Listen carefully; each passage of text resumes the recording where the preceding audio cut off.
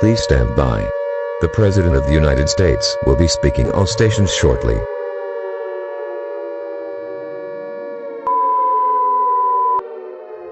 The following message is transmitted at the request of the United States government, at 7:25 p.m. Pacific Standard Time. The fireworks from the park, that were getting started, has just exploded, and caused a fire, and is spreading across the city.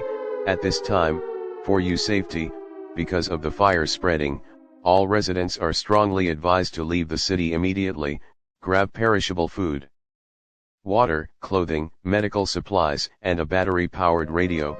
If you choose not to evacuate, you may be putting your life in extreme danger. Stay tuned for media outlets for more information on this dangerous situation.